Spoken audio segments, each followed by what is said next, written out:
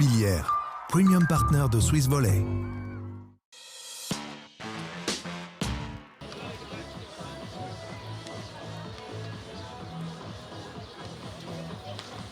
Et de retour ici à la Rotonde, au bord du lac, pour ce tournoi catégorie 3 Beach Pro Futur.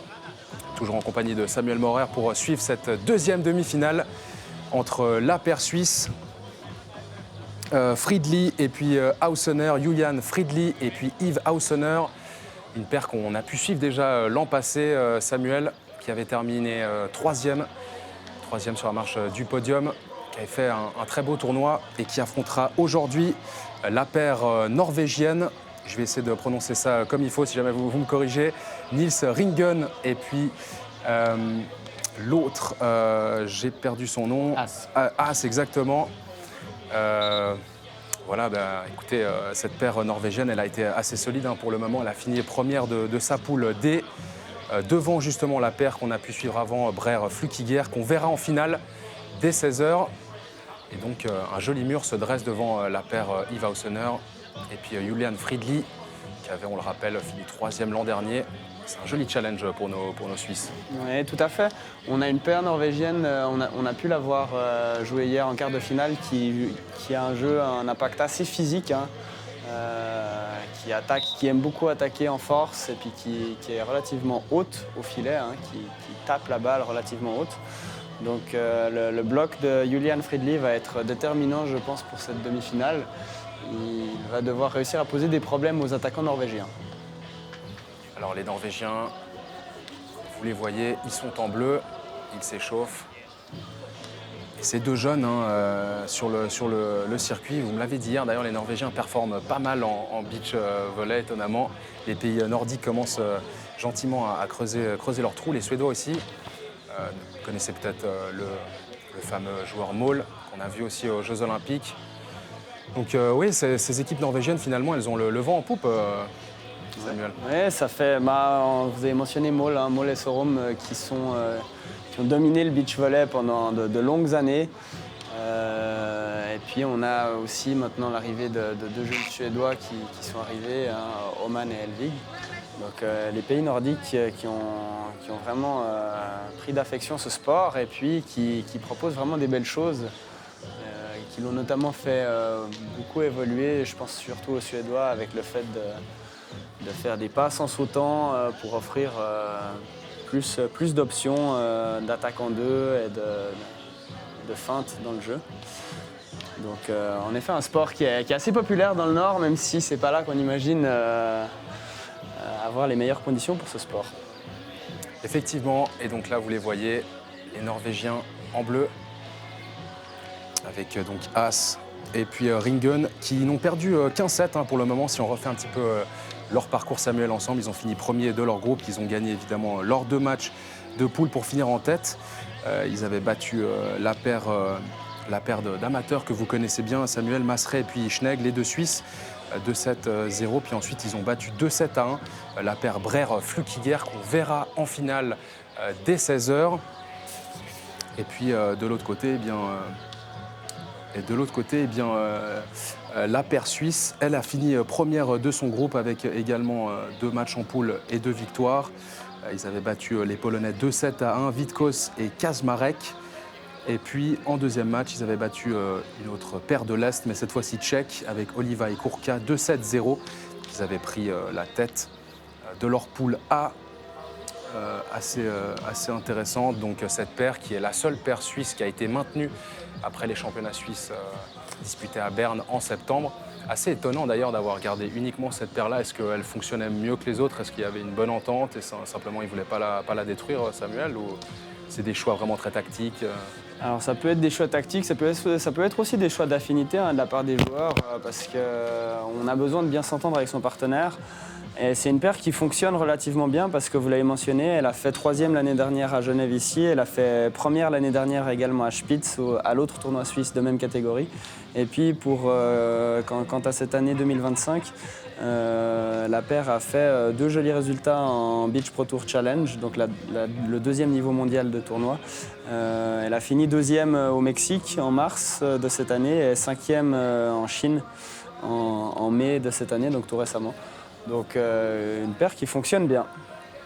On le voit, le public qui commence gentiment à venir. Alors évidemment, il fait très chaud. On annonce 35 degrés aujourd'hui. Alors il y a un petit peu de vent au bord du lac, mais on y était hier, Samuel, ça tape quand même pas mal. Et donc là, vous le voyez, hein, les supporters se munissent de plus en plus de parapluies.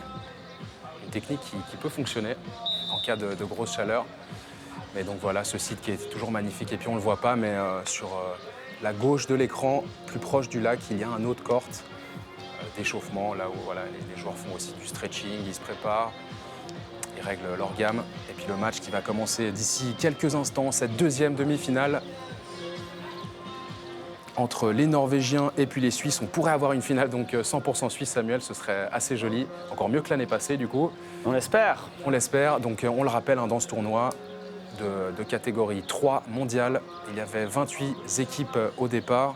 Donc 12 qualifiées directement dans le tableau principal et puis 16 équipes qui se sont disputées donc, les qualifications. Et au-delà des qualifications, il y a 4 équipes qui sont sorties. En plus des 12 du tableau principal, ça nous fait 16 équipes. Donc le tournoi qui a démarré sérieusement vendredi avec les huitièmes et puis les quarts. Ensuite, évidemment, le samedi. Et donc, il n'y a plus aucune équipe finalement issue des qualifications. Samuel, la dernière en lice, vous les connaissez bien, c'est la paire suisse. Oui, On a vu hier Masret et puis Schnegg. Tinko et MAL qui ont fait un superbe tournoi, hein, qui ont réussi à sortir des qualifications et qui sont arrivés jusqu'au stade des quarts de finale, où ils ont dû affronter justement la paire que vous allez voir maintenant, Hausener-Friedli. Le score a été un peu sans appel, hein, même si on a eu un deuxième set un petit peu plus disputé, mais Hausener-Friedli se sont imposés en quart de finale 21-11, 21-16 de mémoire, je crois. Je crois que c'est juste. Et donc, vous les voyez, les joueurs qui vont se diriger au filet. Le terrain qui a été soigneusement préparé. Évidemment, les lignes, hein, on avait très bien expliqué hier. On veut éviter qu'il y ait du sable sur ces lignes. Et puis sous le filet pour que les joueurs, j'imagine, puissent sauter comme il faut. Là, on le voit, ils essaient d'enlever un maximum de trous. Les Suisses au service. Avec le petit, mais extrêmement rapide, Ivar Hausener. Et les Norvégiens, avec une passe un peu derrière, en difficulté. Et la bonne attaque, le premier point. Une excellente pression au service de la part de Ivar Hausener, hein, et puis ensuite un ballon défendu assez aisément parce que le ballon revient assez facilement et Hausener qui convertit ce point très facilement.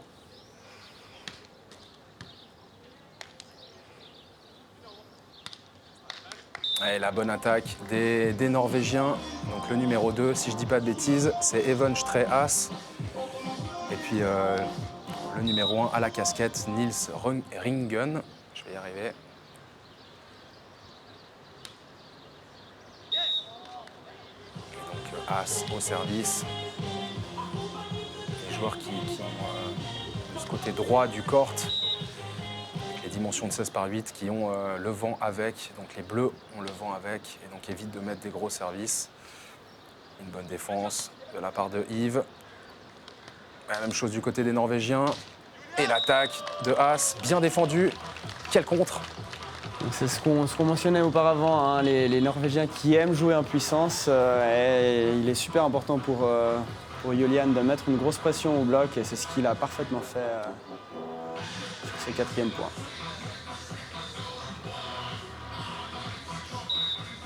Très bien dit. Hier, on a suivi le match face aux Belges Hendricks et Vitrouven. C'était assez impressionnant, de 7-0. Il n'y a pas eu de tie-break hier en quart, alors que pour l'instant, les demi nous ont offert déjà un match avec un tie-break, les deux Suisses. Et la balle qui ne passe pas le filet, bien défendue. Friedli qui impose, hein, on dirait pas comme ça peut-être, mais il prend de la place, le jeune Julian Friedli, à côté de l'expérimenté Ivar Hausener, vous m'avez dit, un des meilleurs défenseurs suisses du circuit. Oui, tout à fait. Julian Friedli qui complète parfaitement Ivar Hausener, hein, 2 mètres, jeune joueur de 2 mètres, 18 ans. avec un joueur qui a un peu plus d'expérience et qui est en effet un excellent défenseur. Ouais, il va au Sonner qui fait 1m80. Ouais, c'est très bien déposé, le cut. Est-ce qu'elle est bonne? On dirait que oui. J'ai cru voir la balle qui a mordu la ligne. Et c'est le cas. Il va au Sonner au service. Avec ses 1m80. Et il fait ma taille, hein, donc pas un grand bonhomme. Il a certainement une très bonne détente. On le voit, il est partout. Est-ce qu'elle est touchée? Elle est touchée au bloc. Julian l'annonce à l'arbitre avec un petit geste. Hein. Tout de suite, très fair play. Très fair play. On l'a vu hier aussi, hein, les joueurs toujours très fair play. C'est agréable aussi ça. Le pitch, hein, on le rappelle, les joueurs ont 2 touches. Et la troisième, la balle doit passer le filet. Et donc, À noter, As. À noter quelque chose d'intéressant de la part de la paire norvégienne. En général, les joueurs sont spécialisés, soit ils sont bloqueurs, soit ils sont défenseurs. Et vu qu'on a 2 Norvégiens de taille relativement similaire, 1m93 et 1m96, Ils peuvent interchanger comme ça. ils changent. Donc c'est chaque fois le serveur qui reste en défense et la personne qui ne sert pas qui va au bloc. Donc chacun des 2 joueurs fait les 2 rôles. Et la balle qui n'est pas terminée. Ouais, le bon bloc de la part de Niels Ringen.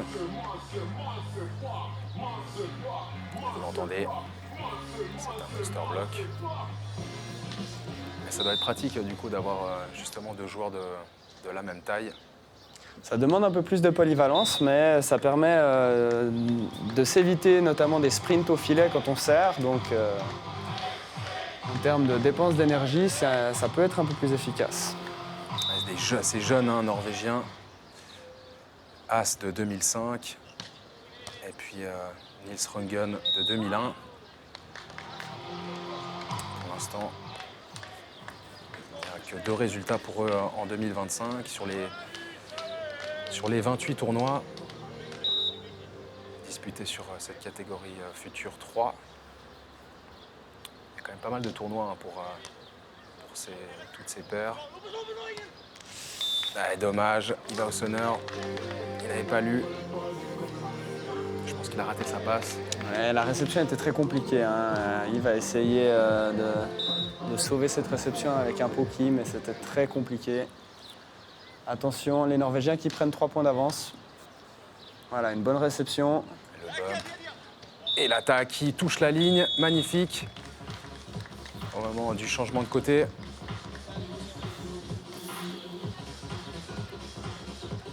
À 6, on le rappelle, hein, changement de côté, tous les 7 points, avec un premier set, puis même un deuxième en 21 points. Et s'il devait y avoir un tie-break comme tout à l'heure lors de la première demi-finale, si vous nous avez suivis, entre les 2 paires suisses, eh ben, ça se jouera en 15 points. Et le service, malheureusement, vient mourir dans le filet, 9-6 pour les Norvégiens. Le Norvégien qui annonce un bloc ligne sur Julian. Bien contré au filet, malgré la bonne attaque. À Bon nouveau, bloc de Julian. et elle est dehors. Tentative de ce qu'on appelle une rainbow, donc le ballon vraiment qui monte énormément et qui essaie de mourir sur la ligne du fond de terrain, mais c'est tout juste trop long malheureusement pour la paire norvégienne. Genre de flotteur pour ceux qui connaissent le basket. Exactement. Belle balle bombée avec un bon bump, la passe. Et une balle qui a l'air de sortir. Oui, le point est fait pour les rouges qui récupèrent le side. 9-8. Les Suisses qui s'accrochent.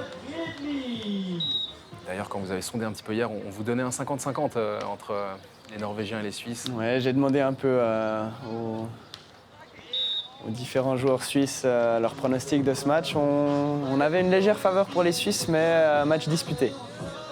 Pour l'instant, c'est le cas. 10-8. Bientôt le temps mort technique. À 21 points, on le rappelle, pour les téléspectateurs qui nous suivent. Ici à la rotonde. Et le bon bloc. Et vous l'avez dit, hein, ils sont assez offensifs, hein, les Norvégiens, puissants. Et pour l'instant, eh bien, ils mènent dans cette première manche 11-8. avec un bon bump. Et l'attaque, bien placée, magnifique. Toujours cette intelligence, hein, d'Yves Hausener, on l'avait déjà vu l'an passé. Il avait été assez monstrueux en défense, mais comme en attaque, hein, finalement, il est très complet ce joueur. Là, un choix stratégique un peu étonnant des Norvégiens de servir Julian, de marquer un point et de changer et de servir ensuite sur Yves. Je ne sais pas si c'était voulu. Et voilà le temps mort technique, avec pour l'instant, on peut le dire, une première manche qui est assez disputée. Et je sens quand même nos Suisses qui ne sont pas tout à fait rentrés dans leur match encore pour l'instant. On a un peu d'erreurs, on a des choix de la part de Julian qui ne sont pas toujours parfaits. On va voir comment ça va évoluer. Par exemple, on va parler du super spike, c'est quand une attaque va directement dans le sol du côté. Donc on le rappelle, hein, c'est cette deuxième demi-finale. Là, on voit les deux Suisses, Hausener et Friedli, en train de discuter. Comme vous le disiez justement tout à l'heure, ils se sont peut-être pas encore trouvés, ils s'encouragent. Ils ne sont peut-être pas encore parfaitement rentrés dans leur demi-finale. Ils savent que voilà, il y a quelque chose à aller chercher au bout de ce match, à la clé. Une finale déjà 100% suisse, qui serait magnifique. Je pense qu'ils veulent éviter de revivre la même chose que l'an passé. Cette défaite en demi-finale, ils avaient dû jouer cette troisième, quatrième place à 15h, qu'on aura la chance de vous faire vivre également cette année. Ouais, ils avaient joué les gagnants en demi-finale Canet-Rotard. Hein. Exactement. Ça a été compliqué pour eux, avec une bonne réception. Et une attaque manquée. J'ai l'impression qu'elle allait mourir directement dans le filet. On a une réception qui bouge un peu et je trouve que les passes de Yves sont relativement loin du filet. Vu la taille de son partenaire, il pourrait coller un petit peu plus les balles sur le filet, j'ai envie de dire. Et c'est le temps mort qui est pris, en effet, de la part de Yves et Julian. Voilà, 1 minute 30 pour essayer de se remobiliser, de rediscuter tactique. Est-ce qu'ils n'ont pas peur de ce bloc aussi? Le fait de, vous le disiez justement, les passes, le bump pour l'attaque de la part de Yves, qui sont peut-être loin du filet. Est-ce que c'est dû au fait que les Norvégiens sont très présents au filet? C'est possible, c'est possible. Et là, vous le voyez, on refait les lignes. Très important. Surtout sous le filet. Si je joue au beach, j'imagine que ça va être agréable de jouer sur une surface bien lisse. Oui, on a des joueurs qui sont plus pointilleux là-dessus que d'autres, mais on aime bien, même juste avec nos pieds, essayer de combler un petit peu les petites dunes de sable qui se forment. Puis quand on a la chance de jouer ce genre de tournoi, eh ben on a, vous voyez là sous le filet, qui sont les zones les plus critiques. On a des gens qui viennent aplanir le sable pour avoir de meilleures conditions de jeu.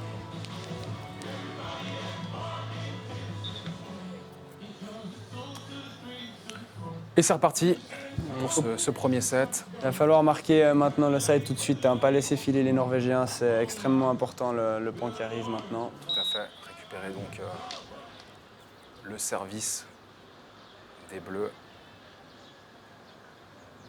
Et donc As, le Norvégien au service. Et Friedli qui marque le point, qui enlève sa casquette. De nouveau une passe assez loin du filet, hein, mais Friedli qui s'en sort bien. Décidé de doter la casquette. Est-ce que ça lui portera chance? Réponse d'ici quelques instants. Avec le bump et l'attaque du côté des Norvégiens, très bien placée dans l'angle. Très belle passe des Norvégiens et très bien. Balle très bien placée dans le coin du filet le long de la ligne. C'est toujours imparable au beach, ça. Très compliqué d'aller chercher ces balles. Et cette fois-ci, c'est Ringen au service. Avec le vent contre, même si on ne le voit pas énormément, mais vous le voyez peut-être sur les drapeaux. Les joueurs norvégiens auront le vent contre à gauche, alors que les Suisses ont le vent avec. Un service plein centre de la part de Yves Hausener. Et le bloc, malheureusement, qui n'est pas concluant de la part de Friedli.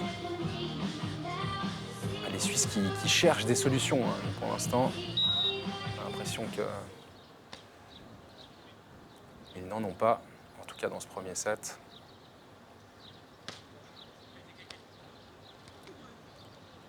Défense de Friedli. Ausener qui s'est arraché. Et le bon bloc. Superbe. Ouais, Julian qui se rattrape bien suite à sa mauvaise réception, hein, qui pose un joli bloc pour rester à 3 points d'écart. Mais on a une équipe norvégienne là qui met vraiment en difficulté au service, notre paire suisse. Bien conclu, superbe. Les Suisses qui font la même chose. Une réception qui franchit le filet, qui permet à Julian d'attaquer directement cette balle en première intention. 28 points joués depuis le début de cette rencontre. Changement de côté. Les Suisses qui vont cette fois-ci avoir le vent contre, qui pourront peut-être servir de manière un peu plus agressive. Une bonne réception de la part de Haas et bonne défense de Yves. Superbe défense de Yves. Les Suisses qui reviennent à 1 point. C'est comme ça qu'on les a vus jouer hier. Ouais, les Norvégiens qui veulent arrêter la série tout de suite, hein, et ils ont pris 3 points de suite, donc temps mort demandé de la part de la team norvégienne. Et 1 minute 30 à nouveau. C'est assez fou à quel point le momentum peut changer. On l'a vu dans cette première demi-finale notamment, entre les deux paires suisses. La paire Heidrich-Jordan qui menait 1-7-0 et même 13-8 dans le deuxième set avant de se faire complètement remonter. Et finalement de perdre au tie-break. Ça peut aller assez vite aussi au beach volley. Oui, tout à fait. Mais dès qu'une des deux équipes tout d'un coup arrive à trouver la clé défensive pour empêcher l'équipe adverse de marquer, on rentre un peu parfois dans la tête de son adversaire. Et ça peut devenir très compliqué de marquer les points et à partir de ce moment-là, le match peut vraiment tourner. C'est reparti pour cette deuxième demi-finale, ce premier set au service. Julian Friedli, avec les consignes de son partenaire Yves Ausener qu'on ne voit malheureusement pas.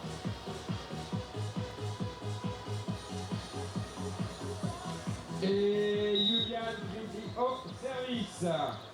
14-15. Il va falloir essayer de revenir à égalité. Mais c'est pas fait. Une bonne attaque. Julian qui s'excuse un petit peu, hein. Il a été un peu gourmand, il a voulu bloquer un peu plus le centre du terrain alors qu'il devait probablement bloquer la ligne. Et le joueur norvégien qui passe en force sur la ligne. Vous voyez le numéro 1, Ringen, avec sa casquette. Ouais, superbe, belle détente. Yves Ausener, tout de suite en réaction des Suisses. C'est important ça aussi. Ouais, mais je trouve très étonnant de la part des Norvégiens de servir Yves alors que Yves a marqué tous ses points quand il s'est fait servir. Et Julian, je le trouve un peu moins stable sur ce début de match. Est-ce qu'il laisse intelligemment sortir? La balle est dedans. La balle est... 17-15. À 4 points du premier set. Alors là, c'est intéressant, hein, le Norvégien au filet qui propose des options de bloc à son partenaire et qui lui demande qu'est-ce que tu préfères, comment tu veux que je bloque. Et Julian qui passe en force. Et le side qui est réalisé, ça n'a pas suffi. Les consignes des Norvégiens. C'est assez intéressant ça du coup, pouvoir proposer à son adversaire différentes options. Et Julian Friedli au service, qui va se placer au filet. Le pomme des Norvégiens, bien défendu, quel contre. Le bloc qui arrive au bon moment, 17-17. Quel bloc, superbe. 17 partout. Ce serait bien de passer devant au changement de côté. Une très mauvaise passe de la part de la paire norvégienne, mais qui est soutenue. Et ça ne suffira pas. Et les Suisses qui prennent l'avantage dans cette partie, 18-17. Magnifique. Et ils refusent d'abdiquer et ils ont raison. Ça fonctionne pour l'instant. Ouais, pour rappel, hein, il y avait 15-11 pour la paire norvégienne, donc un momentum qui a en effet un peu changé sur cette deuxième partie de set. Et elle mord la ligne. Un petit peu de chance, mais ça fait partie du jeu. 18 partout. Les deux équipes à 3 points de ce premier set. C'est très serré, Samuel. Des momentum qui ont changé au courant de ce premier set. J'attends un service sur Julian, là. Exactement. De nouveau, une passe un peu loin, mais Julian qui joue très bien cette balle. Magnifique, 19-18. 2 points du premier set.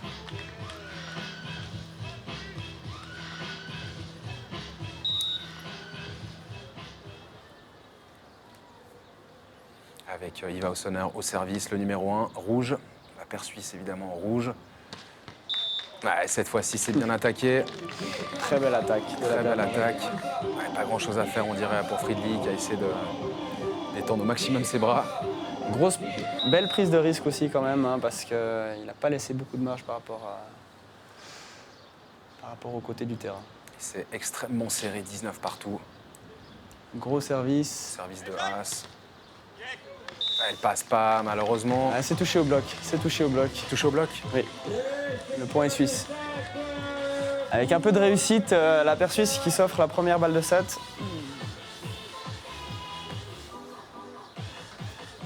Avec Julian Friedli au service. Avec ce bel angle. On a vu la belle trajectoire de la balle. Et cette balle, elle est dehors. Et c'est fait. Magnifique. J'étais pas sûr. Un 7-0 pour la paire Iva Ossoner, Julian Friedli, qui font la course en tête. La paire suisse Je qui propose qu'on en discute juste après la pub, Samuel. Pour le deuxième set de la paire Ringwen, As et la paire Ossoner, Friedli, c'est dans quelques instants.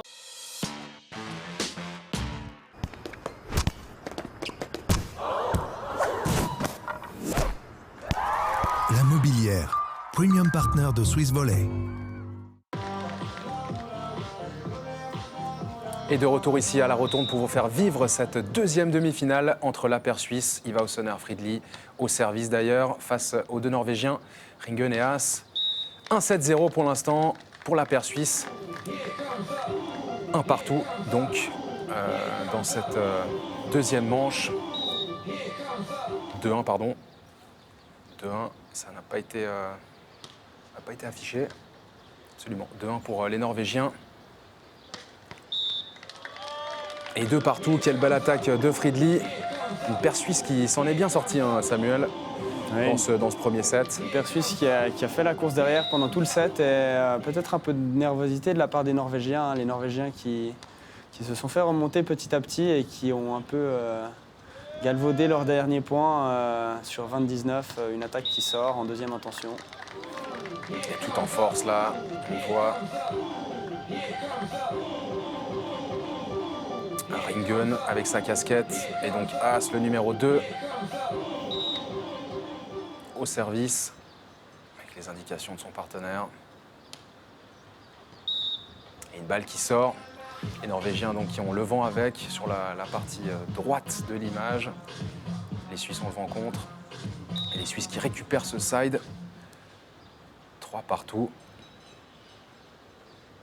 Est-ce qu'ils auront un peu la même réussite dans ce deuxième set et nous offrir une belle finale, une première ici à Genève pour eux. Mais le service est sorti 4-3 au moment du changement de côté. Les Suisses auront cette fois-ci le vent avec.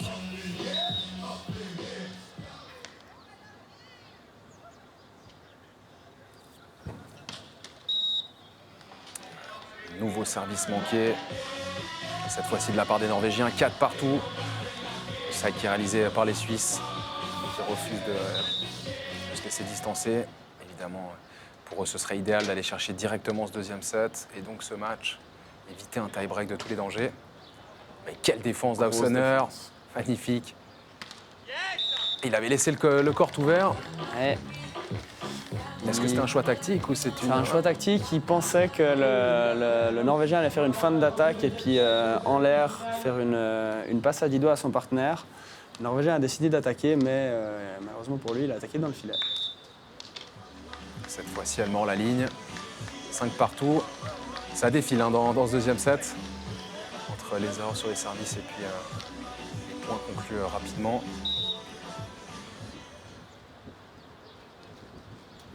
Avec As au service. Ce grand Norvégien d'1m96. Mais on n'a passablement d'erreurs au service hein, dans ce deuxième set pour l'instant. Absolument. Les joueurs qui prennent des risques. Alors 2 blocs 3. Donc bloc 3, c'est un peu un bloc de joueur d'échecs où on va faire semblant de bloquer la diagonale et au dernier moment, le joueur va plonger avec ses mains le long de la ligne. Et le joueur en défense, il va faire le schéma inverse. 2 blocs 3 pour l'instant. 2 blocs 3 pour les Norvégiens. 4 partout. Ça défile hein, dans ce deuxième set. Entre les erreurs sur les services et puis les points conclus rapidement. Avec As au service. Ce grand Norvégien d'1m96. on essaie un peu de piéger ses adversaires. Elle est touchée. Point pour les Suisses, point pour les Rouges, qui font la course en tête pour l'instant, contrairement à la première manche. Vous l'avez très, très bien dit. Ils ont pris les devants d'ailleurs à la fin.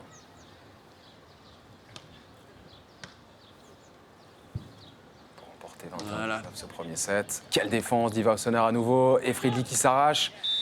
Et c'est bien bloqué. Malheureusement, il s'était arraché les Suisses, c'est dommage. C'est frustrant évidemment, on dépense énormément d'énergie dans le sable à aller chercher ces balles. Vous le savez mieux que moi, Samuel. Et j'imagine quand on se relève après pour aller encore attaquer derrière, ça doit être compliqué. Ouais, il faut être très rapide et puis on a des jump sets. Hein. Julian qui saute, qui s'offre l'option d'attaquer cette balle en deux et qui fait sa passe malgré tout à Yves. Crée un peu plus de danger. Est-ce que le joueur norvégien a touché le filet?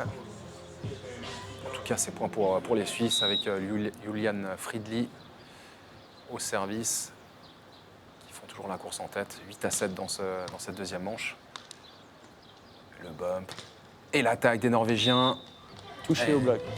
Le bloc ne suffira pas. La tête un peu basse, mais l'attaque était quand même assez puissante.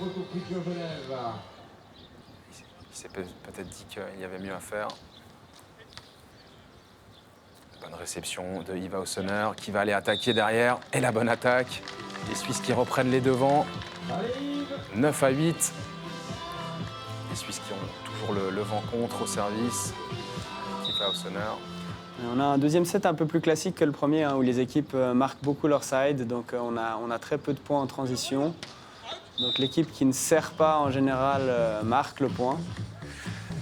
Ce n'est pas le cas ici, ce qui permet aux Suisses de prendre 2 points d'avance.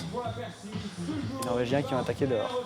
Absolument. Pour ceux qui nous rejoindraient ou qui nous rejoignent maintenant en direct, c'est la deuxième demi-finale de ce World Pro Beach Tour, ici à la Rotonde à Genève, au bord du lac. Un site assez magnifique, hein. On y a passé quelques jours. On était hier d'ailleurs, Samuel, c'était assez sympa. Une bonne ambiance. Et les joueurs sont assez accessibles. Elle a l'air bonne. On est un peu plus au frais aujourd'hui en studio. C'est vrai qu'il y a certains détails qu'on ne peut pas forcément voir, notamment le vent ou quelques indications des partenaires. Et il laisse très intelligemment la balle sortir au moment du temps mort technique. On ne va pas s'enflammer hein, parce que sur la première demi-finale, on avait un peu ce scénario qui a été retourné suite au temps mort technique, mais pour l'instant, petit avantage pour notre paire suisse. On va croiser les doigts, mais pour l'instant, voilà, les Suisses sont, on va dire, j'ai l'impression qu'ils sont rentrés assez délicatement dans ce match et au fur et à mesure que la partie avançait avec le gain de cette première manche, ils ont peut-être aussi pris confiance. Et donc dans cette deuxième manche, ça a l'air d'aller un petit peu mieux pour eux. Alors que là, on voit le public avec des casquettes évidemment, des chapeaux. Madame à gauche qui est courageuse, mais juste les lunettes de soleil. Et on voit évidemment les juges et les ramasseurs de balles qui refont le court principal ici. Vous en avez 2 au bord du lac, un corps d'entraînement un peu plus proche du lac et le principal ici. Où des juniors le week-end dernier, des moins de 17 ont pu s'atteler et jouer sur cette surface. Ça va être sympa aussi pour les jeunes de pouvoir être sur la même surface que les professionnels. Le sable de bonne qualité, j'imagine. Je ne sais pas si vous y avez joué quand vous étiez junior, mais ça doit être sympa quand même. Et j'ai eu l'occasion une fois de jouer en effet sur ce terrain à la Rotonde. C'est du très bon sable et ça fait évidemment rêver de jouer sur ce genre de terrain. C'est reparti, 12-9 pour les Suisses. Et 12-10 maintenant. Le bloc qui n'aura pas suffi de la part de Fridley. Allez les Suisses, faut pas lâcher maintenant. Il faut rester dans la partie, faire le side, aller récupérer le service droit derrière. Bonne réception, un bon bump. Et l'attaque derrière, très bonne attaque, superbe. Magnifique, magnifique jeu de nos Suisses, une réception parfaite, une très belle passe et une belle attaque. qui va au sonneur. Il a toujours un petit peu d'élan pour son service. Joueur d'1m80. Et l'attaque de Haas. La petite attaque, le cut croisé. Très belle Très défense bien. de Yves, mais malheureusement, il doit remettre cette balle un peu facile. Et le Norvégien, ça c'est... Elle est annoncée dehors. Hein. Oui, c'est un peu décevant. Il a la possibilité de remettre la balle à son partenaire et il prend l'option d'attaquer en deuxième. Il a forcé un peu la décision. Il a forcé la décision et c'est dehors, c'est puni. On le rappelle, hein, vous avez à la troisième touche de balle, il faut la mettre de l'autre côté. Il avait décidé donc de le réaliser après 2 touches. Évidemment, quand vous faites ça, votre partenaire, il espère que vous fassiez le point. En tout cas, que vous dérangiez l'adversaire, ça n'a pas été le cas. Et une nouvelle balle dehors. Non, Est-ce qu'elle est... Ah, elle est bonne. C'est un ace. Elle est bonne.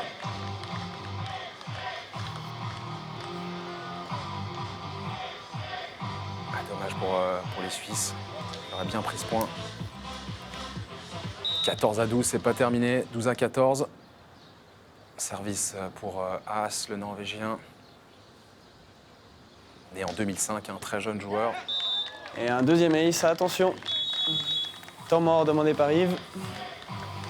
Et oui, on le rappelle, un temps mort par équipe, par set.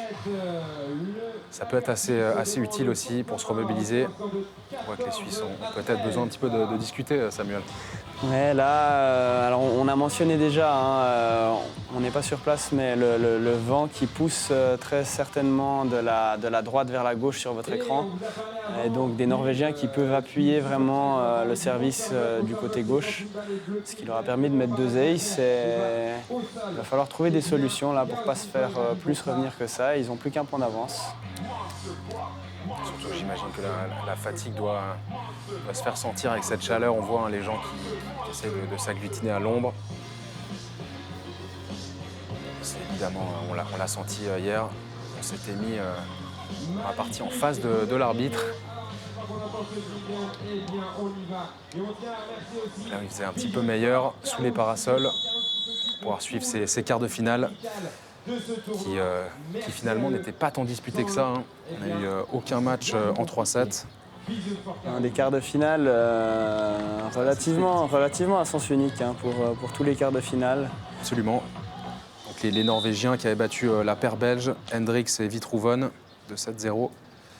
Alors que du côté de Fridley, eh bien, ils avaient éliminé une autre paire suisse, dont le seul roman du tournoi, que vous connaissez bien. Maël Masret et Tim Kochnek qui avaient réussi à se hisser en quart de finale de ce tournoi, qui est leur meilleur résultat pour l'instant dans ce niveau de tournoi. Très bon résultat pour les 2 jeunes Suisses qui ne sont pas professionnels. Ouais, le bon contre. Et point pour les Suisses. Fridley toujours aussi explosif et imposant au filet. Ouais, vous le disiez, hein, c'est cette paire Haussoner-Fridley qui a battu les amateurs, qui nous ont offert d'ailleurs un joli deuxième set. Ils étaient passés un peu à travers le premier. Ils avaient perdu 21-11. Ils avaient réussi à déranger un peu cette paire suisse-allemande qui avait terminé donc 3e l'an passé, qui aimerait bien faire un petit peu mieux cette année.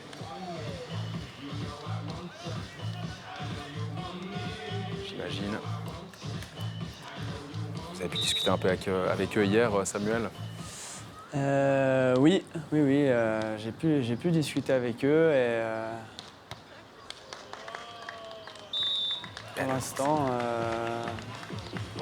ils n'en sont pas très loin. Hein. Il leur manque 4 points. Si tout se passe bien, on devrait pouvoir les voir en finale. Et oui, cette finale qui sera disputée à 16h. Bonne réception de Yves. Passe légèrement derrière. Défendu par les Norvégiens, attention, et un excellent bloc. Et l'attaque. Julian qui attaque en deuxième intention et qui marque ce point. Très bien fait de la part des Suisses. Allez, 3 points du match pour les 2 Suisses. On va faire vivre la fin de cette rencontre. Ce serait bien pour les Suisses de le faire en 2-7, évidemment. avec Fridley au service. Avec un peu de chance, elle passe le filet.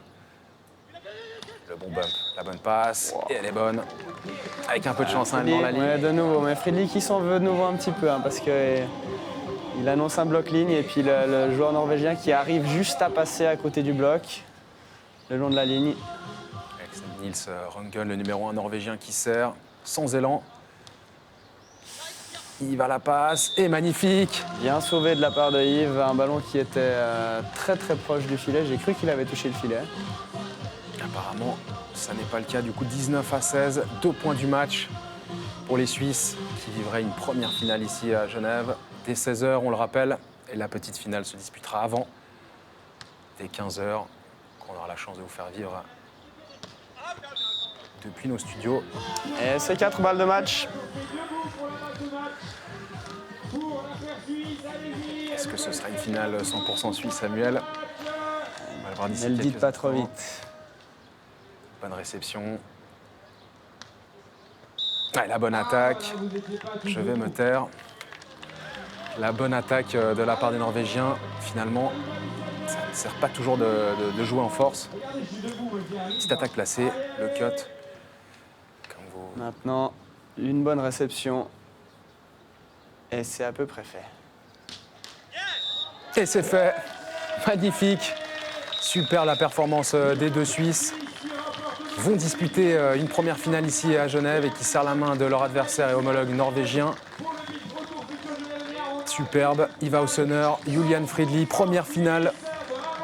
Ils affronteront donc la paire Florian Brehr et Luc Flukiger à 16h. Et donc la petite finale, on les connaît maintenant avec Heidrich et Jordan qui affronteront donc la paire norvégienne. Et qui ne se sont pas affrontés dans le tournoi d'ailleurs. Non, Ça risque d'être ça risque d'être un match très intéressant. Absolument. Félicitations, félicitations à nos deux Suisses. On aura peut-être un petit mot de la part des gagnants. En tout cas, un match bien rempli de la part des deux Suisses en 2-7 face à ces Norvégiens. On les avait pas... Voilà, on les pensait peut-être un petit peu plus offensifs dans ce match, les Norvégiens, et finalement qui ont fini par subir face à ces Suisses, Samuel. Ouais. Match bien amené de la part des deux Suisses. Tout à fait, hein. Les Suisses qui ont mis un petit moment, je trouve, à rentrer dans leur match, qui sont montés en puissance dans le premier set et qui ont fait un deuxième set beaucoup plus consistant.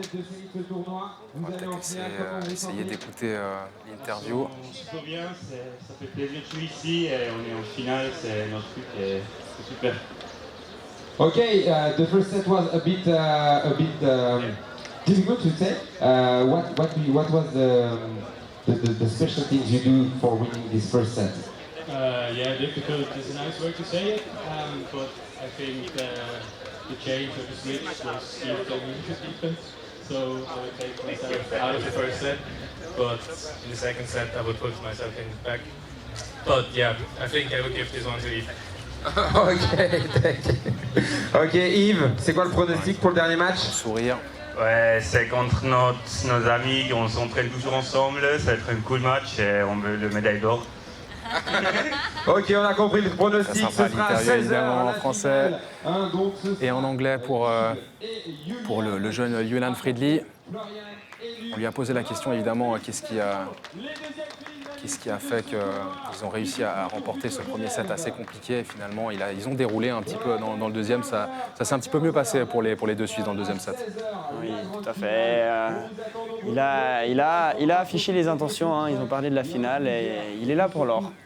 Absolument, c'était assez clair en tout cas. Ils auront, de mon point de vue, ils sont favoris de cette finale et on leur souhaite, après leur troisième place de l'année passée, de peut-être réussir à gagner cette année. Un petit pronostic peut-être, Samuel, avant de rendre l'antenne et de se retrouver avant 15h. La petite finale, est-ce qu'on aurait 3 Suisses pour les 3 médailles? De ce qu'on a vu, est-ce que cette paire Heidrich-Jordan, ils vont quand même essayer d'aller chercher... On va croire au triplé suisse. J'ai envie d'y croire. On l'espère. On l'espère. Voilà, vous le voyez en tout cas, cette magnifique rotonde avec le corps d'entraînement juste sur votre droite. Et puis là, le jet d'eau, évidemment, belle ville de Genève. Nous, on va se quitter, se retrouver un petit peu avant 15h. En tout cas, merci Samuel pour ces 2 premiers matchs de demi-finale. Et nous, on se retrouve pour la petite finale à 15h. Et puis ensuite, évidemment, la finale pour la médaille d'or dès 16h. À tout à l'heure. Merci beaucoup, à tout à l'heure.